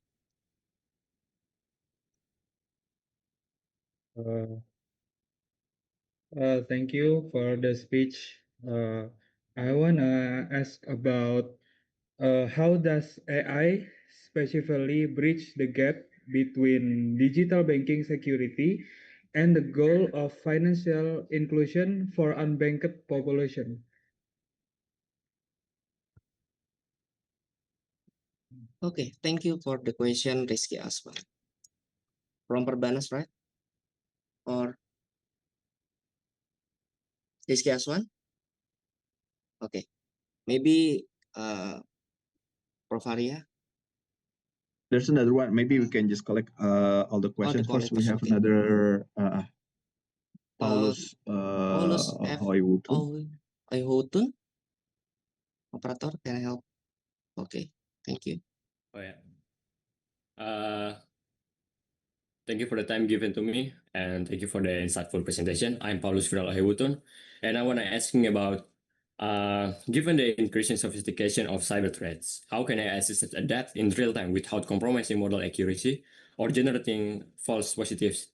It was just like, just for example, in in a digital banking, a user who suddenly logs in from different country and performs a high value transactions, it could either be a legitimate user or potential fraud case. So in this situation, how can AI systems adapt in real time to accurately distinguish between the two without generating false positives or compromising model accuracy? Yeah, just that. Thank you. Okay, thank you, Paulus. Maybe for this session, we collect 3, and the third questioner is from Professor Veronica. Please proceed, Prof. Thank you. Well, actually, my first sentence is not a question, but I just would like to give thanks to our resource speaker. Thank you for your very insightful presentation. And if I just would like to add a practical perspective, because there are instances in digital banking where user experience is erroneous or sometimes repeated deductions.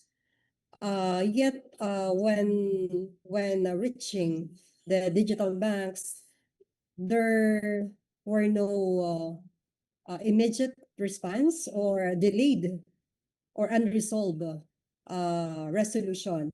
So in that Mhm. particular context, how can AI-based risk analytics enhance not only fraud detection, but also ensure faster resolution, accountability, as well as stronger consumer protection?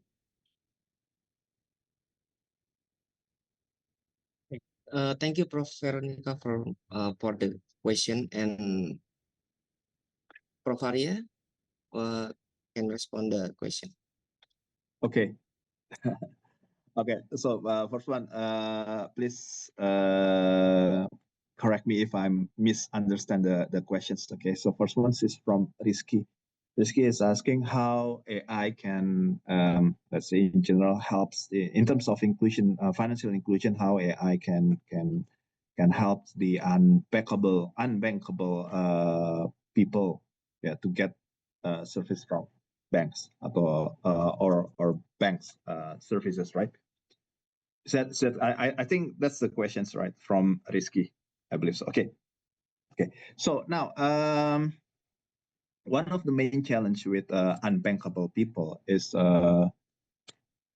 back in the days when you want to open a bank account, you need to go to a very detailed and rigid process. There are a lot of information that needs to be given to the banks so they can actually approve your request to open a bank account, right?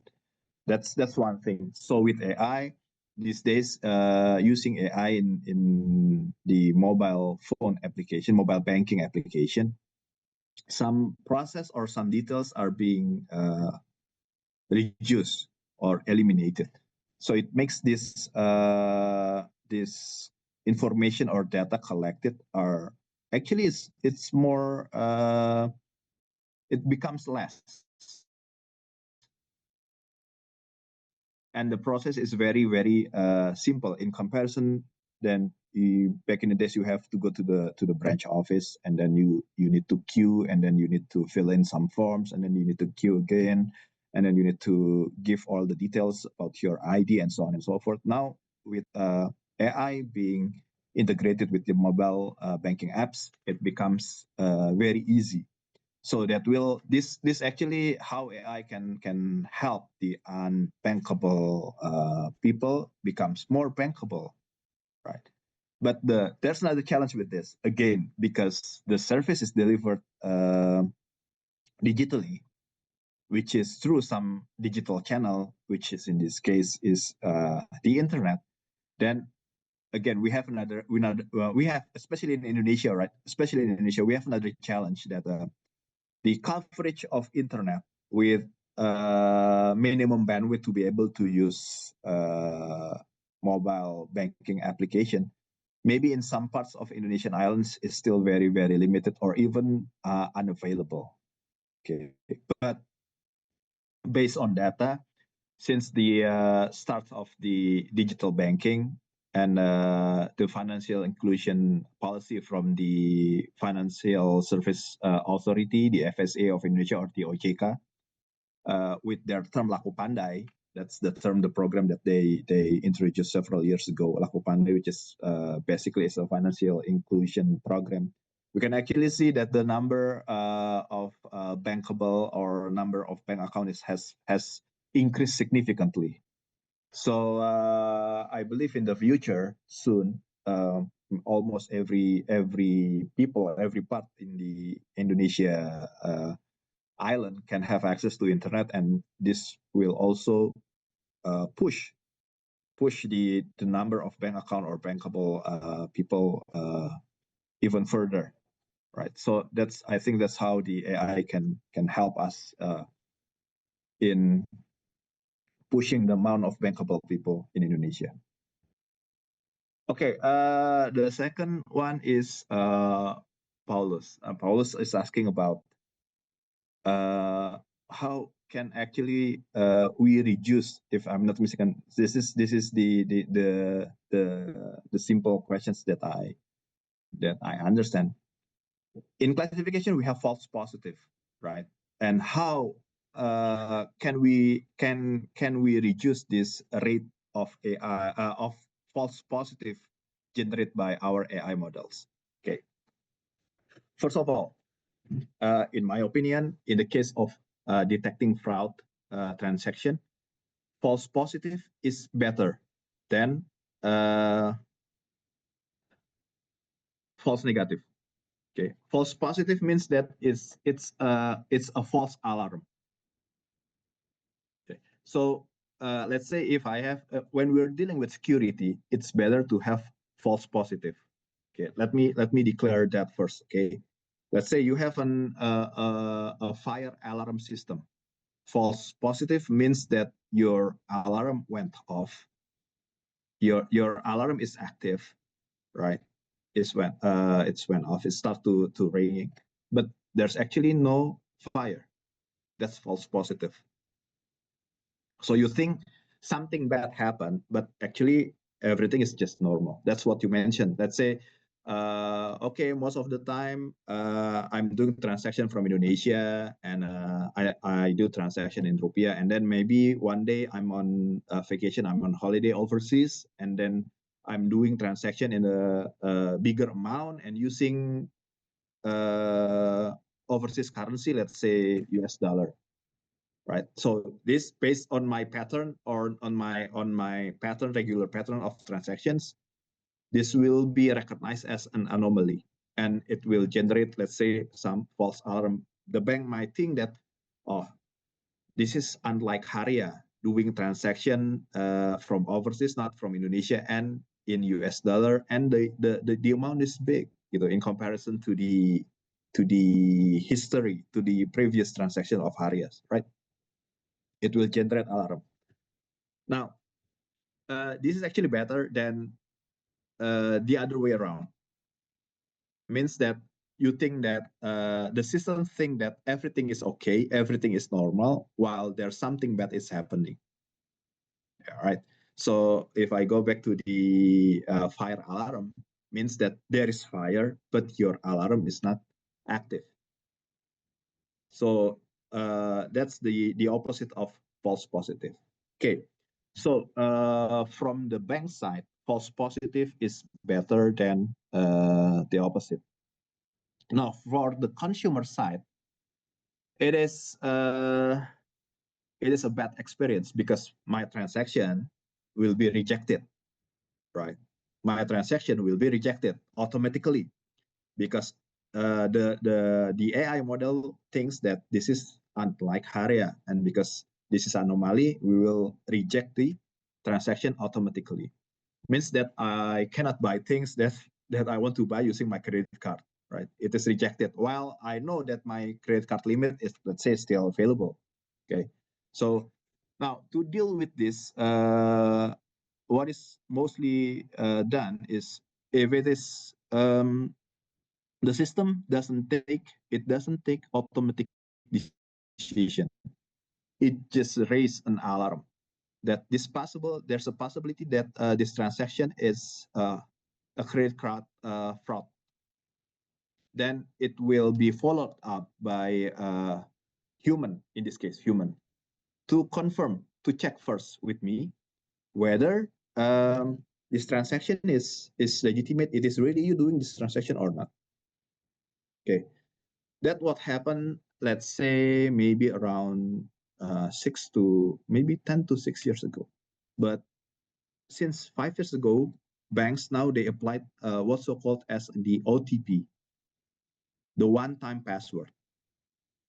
The OTP, the one-time password, is a clearance. There's a code sent to your mobile phone, which is registered as your account, and to complete the transaction, you will have to key in that 6 digits number, the one-time password generated by the banks. Now, this OTP is actually it's a second layer to make sure that this transaction is really done by the person who owns the card, because the number is only it is sent to the mobile phone registered and owned by the credit card owner. So that's the pattern, right? So almost every transaction using credit card now, they are using OTP. That's how the bank deals with this process, Paulus. While back in the back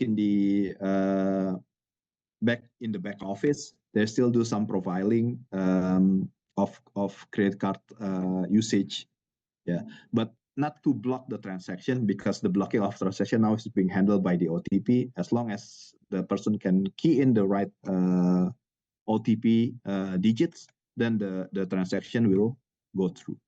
But they're still using AI models to do some profiling, actually to build the profiles of a person's spending using credit cards. So based on that profile, then the bank will be able to offer some services, some more personalized service to this credit card owner. So that's what I can say, Paulus. Thank you, Mr. Arya. Okay, you're welcome. And last one is from Professor Veronica. So from Professor Veronica, Mas Pavalin, can you please repeat? Did you take notes of Professor Veronica questions? Okay. Sorry, Prof. Yeah, Prof.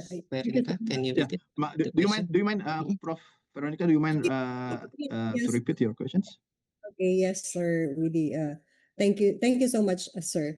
By the way, my question is all about the repeated deductions happen for some users from their digital banks. And yet that particular experiences were not yet resolved, or there is no immediate resolution given by the digital team. I remember now. There's a delay of how bank deal with complaints and to resolve some issue with the there. Actually, Okay, so delay, but not resolved. yeah. Now, I think this is a very challenging, and it's not really purely technical problems actually about delay, because I don't know in Philippines, but actually dealing with resolving a problems from that is being bring up by the customer, it can be automatically done using AI technically, but I believe that there's a standard operating procedures that regulates this resolution process. Needs to involve and get some clearance from human in person. Now, means that at the moment we cannot give full access to AI to build a solution to deal with problematic situation bring up by the consumer, but it will have to go through some layer of maybe sort of like an approval from human, maybe from the manager, the of the banks, and even more in a certain case, maybe it will go to the top management, such as the BOD of the banks. Now, this is where the delay parts, I think, might come from, because even though it is possible to make this process automatic, but since by regulation and by the in terms of the standard operating procedures, there needs some clearance and approval from humans. Then this is where the delay might comes in. Maybe in the near future, when the regulation becomes more flexible and it believes more on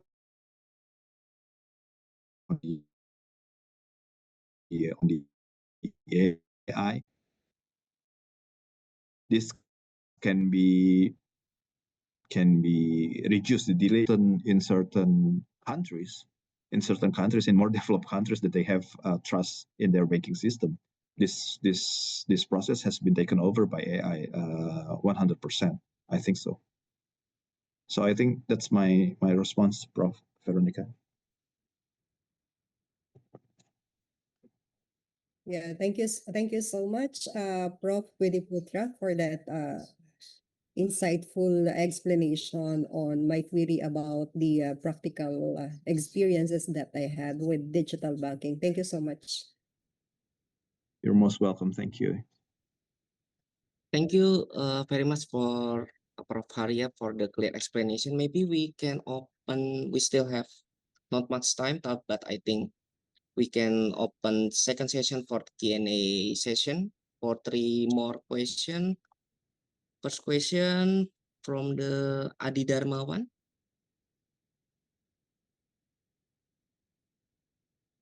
Operator, can you please help for open the camera and microphone? Okay, thank you. Hello, good morning, Prof. Haria. Good morning, Mas Adi. Yeah, thank you so much for your presentation. Very highly engaging and very relevant to current developments. Allow me to raise one question, Prof. Haria. What role should collaboration among financial institutions and then regulatory authorities and academic institutions, especially in Indonesia, can play in developing more effective consumer protection mechanism within AI-based digital banking system to mitigate the potential risk of fraud? My concern, especially in adequate of the legal framework and then poor enforcement, and also lack of standardized the AI governance in Indonesia. Thank you, Prof. Haria. Thank you, Sir Adi Darmawan. Now we have question from the chat box from Merlin Fabay from Polytechnic University of Philippines. Could you please state your sorry, is it safe to do digital banking transaction using public network? Okay, that's the question for the second question. And maybe for the third question, any question from the participant, all the participants?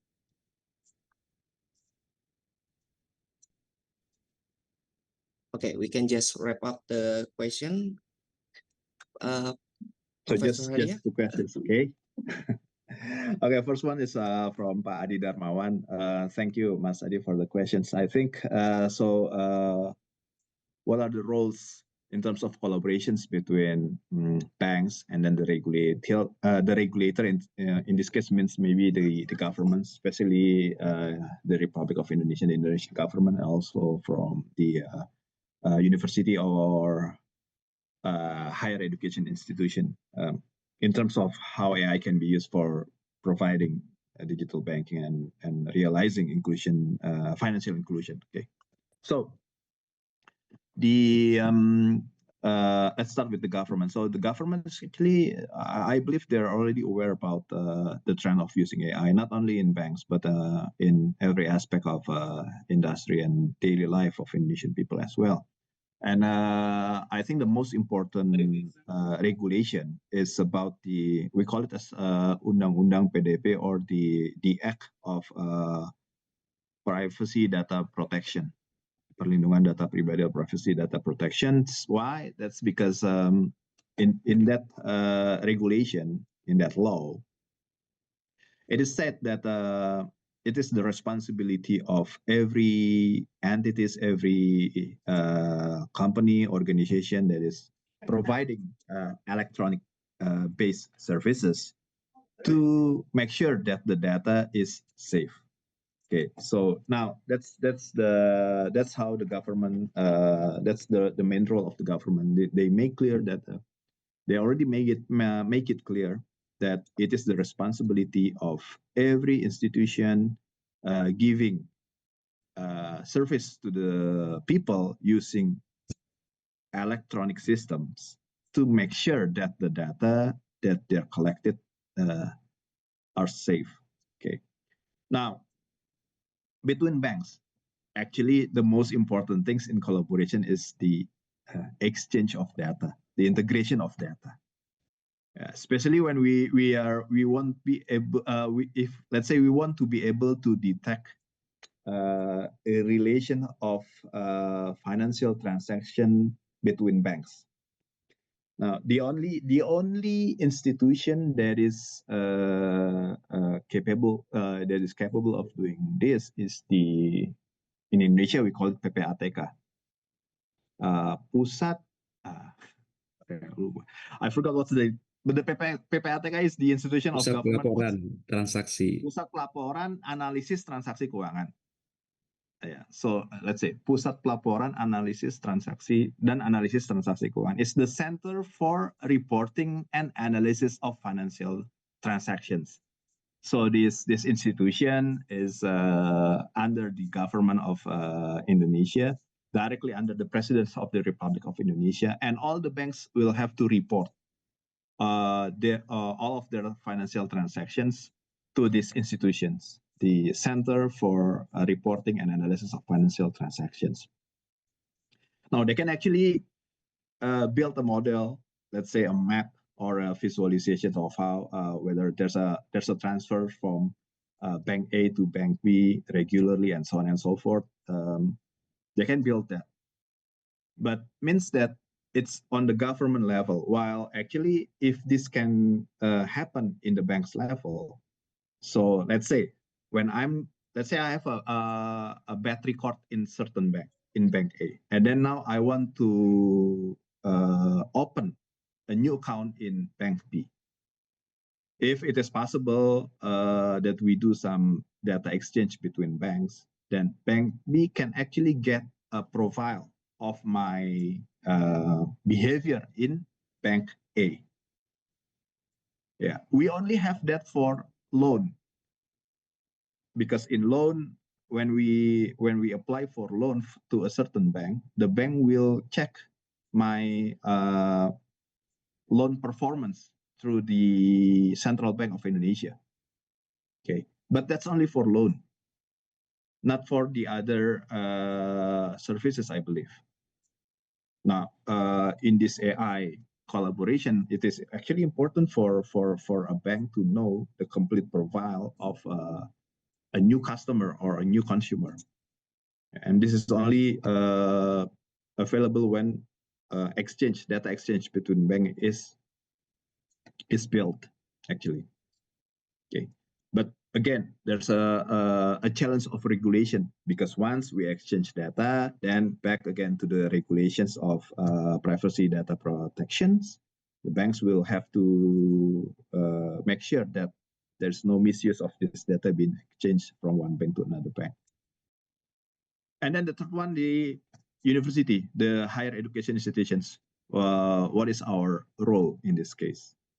Again, our role first, educating people. I will start with that, because as in my presentation previously, one of the weakest point in digital banking is the people. That's we can actually start to we can do a lot of effort to strengthen our IT infrastructure, but again, the behavior of the user, this is the very important part, and it is the weakest point, the weakest link of the systems.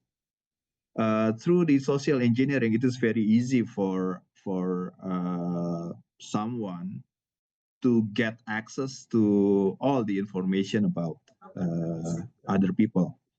Maybe some of us didn't realize that posting our ATM card in our social media, that is a huge problem. Some of us maybe didn't realize that posting the receipt of our transaction, maybe in restaurant or after, let's say, we buy some clothes, some people think that, oh, it's good, it's for me to show that I'm capable of buying something expensive. But maybe for some other people, this information can be misused, right? So first, our role, as a university or academician, let's say we call it here Civitas Academica, students, lecturers, and so on and so forth, is to educate people. The second one is to doing research, right? So we need to develop what can be done in terms of technically or maybe socially, how we can actually help the industry to grow, but at the same time also maintaining all the risk that is emerging according to this growth. And then the third one is community service, means that we need to also help the banks, right? We need to provide the banks with our insights, making sure that they know that we have the capabilities of helping them to solve this problem. Okay, so that's for Pak Adi Darmawan. Thank We you call so it much, Prof. Arya. I call him Mas Adi here. Okay, thank you. Okay, so another one, the last one is it safe to do digital banking transaction using public network? Yeah, I think so. I believe so.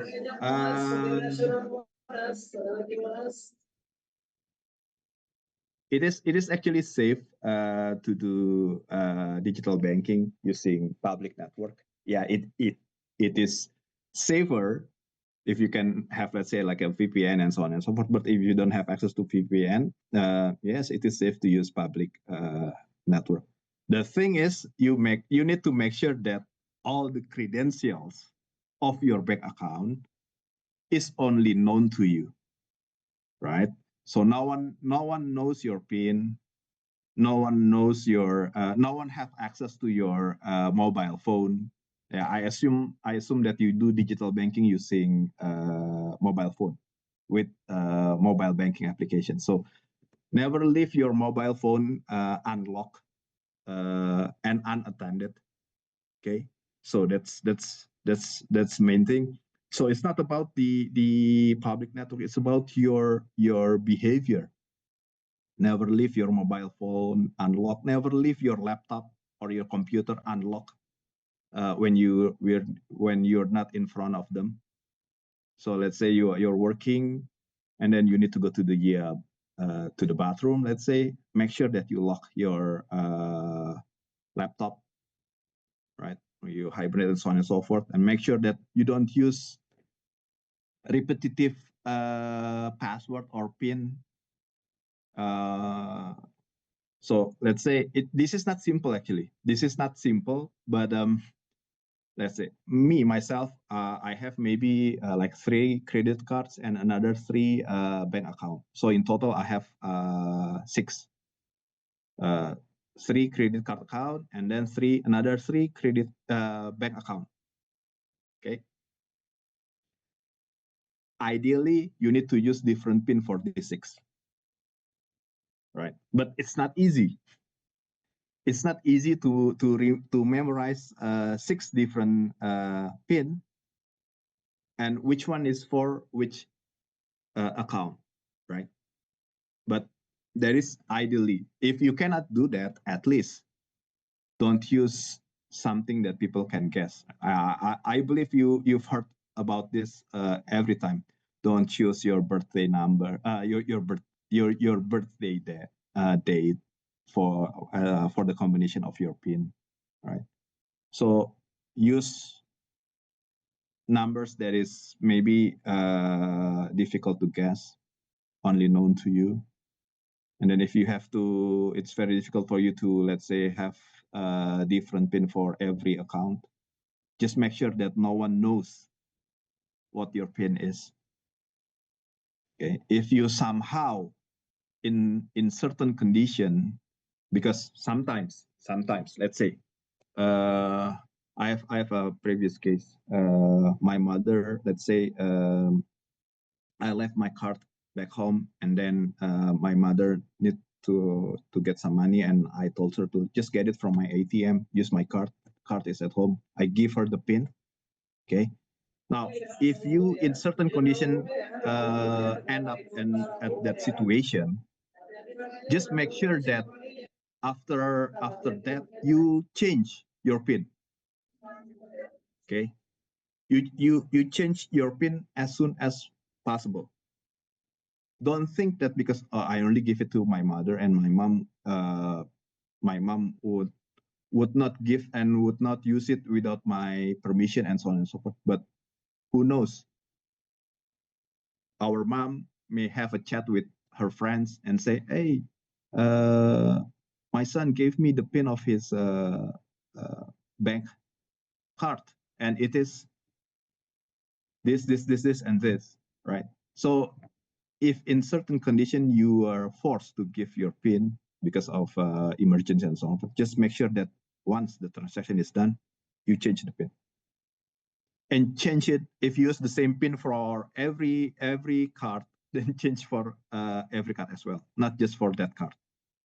Okay, so again, it is safe to do digital banking, but just make sure that you maintain and you make sure that your credential is not known to other people except than you. Okay, so I think that's what I can say. Pak Valentinus. Oh, I think Prof. Veronica would like to ask another questions. Yes, please, Prof. Veronica. I just would like to maximize this time to hear your perspective on the question, Prof. Haria. So I'm just curious about the unique challenges and opportunities from the perspective of Indonesia and the broader ASEAN region on thing that you see in implementing AI-based risk analytics to advance the inclusive and secure digital banking system. So what particular unique challenges and opportunities do you see from your perspective, the perspective of Indonesia? Okay. I think we have another questions then. Maybe let me respond to Prof. Veronica first. So in my opinion, it's my perspective, especially for Indonesia, the biggest challenge is data. We have problems with data in Indonesia. So the consistency of data across institutions in Indonesia is still a big problem. I think, so again, because AI learns from data, if we cannot solve the problem of data integrity in Indonesia, then it is very, very difficult for Indonesia to build a specific AI model based on Indonesian data. Because we even have problems, let's say, if you ask the central government, what is the total number of Indonesian people, they will come up with a number. But then if you ask every local government for the number of populations in their area, and then you sum up, actually you will have to come up with the same numbers as the central government, right? Right, because the central government is the total, and then you ask from every local government, and then you add up, it should be the same, but it's not. So we have problems with data, Prof. Veronica, in Indonesia, because I think, yeah, because our geographical condition is also another challenges. But that's the biggest challenge, I think, when Indonesian would like to build up AI model which is based on data, we still have a huge challenge in data integrity and data consistency, because we do have, by regulation, the president has decided which institutions should provide and should be the quote unquote belief as the source of data. But still, in reality, it doesn't seem fit to the reality, the data that is published by these institutions. So again, in my personal perspective, the biggest challenge is data quality, data integrity. That's the case in Indonesia. Hopefully not in Philippines. I believe maybe Philippines will have a little more challenge in data in compared to Indonesia. I think so. I believe so. Hopefully.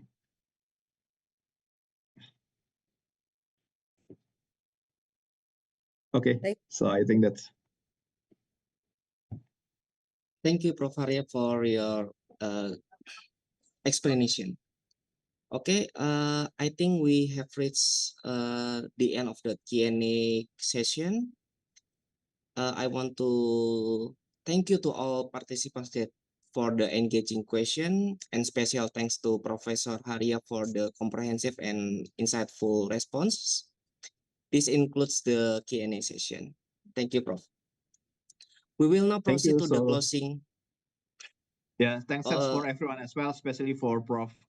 Veronica and also all the students and faculty member from PUP. Hope to see you in person in the near future. Okay, Yeah. whether we Sure. visit Philippines or the other way around. Thanks, Professor Veronica.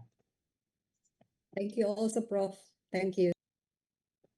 Okay, maybe we will now proceed to the closing of the day, today's program. Ladies and gentlemen, we have now come to the end of the today's session. On behalf of the organizing committee, I would like to express our sincere gratitude to our distinguished speaker, Professor Dr. Haria Damarwidi Putra STM.com IPM, for sharing his valuable knowledge and insight on AI-based risk analytics for digital banking in financial inclusion, cybersecurity, fraud detection, and consumer protection. We also extend our deepest appreciation to the Professor Veronica Almas DBA, the Director of Polytechnic University of Philippines, for the warm and encouraged opening remarks, and then for the question session, and Dr. Mardiana Purwaningsi, the Dean of the Faculty of Information Technology Perbanas Institute. Our sincere thanks also go to all participants for both institution and beyond for your active participation and engagement through this session. We hope that today's lecture has provided meaningful insight and will inspire further collaboration in the field of the artificial intelligence, digital banking, and financial inclusion. Before we officially close, I would like to apologize for any shortcoming during this session. Finally, I am Valentus Paramarta as a master of the ceremony and moderator. Would like to say thank you for your attention and participation. Stay safe, stay healthy, and see you in our future academic event. Thank you very much Okay. for everyone. Thank you, Mas Valen. Thank you so Recording much, stopped. Pak Yayo. Thank Thank you, you Prof. Veronica. for Maybe we can everything. continue to our Thank you so collaboration much. in research, See you right? again on May 18. The next will be on May 18. Thank you. Okay. See you Yeah. again.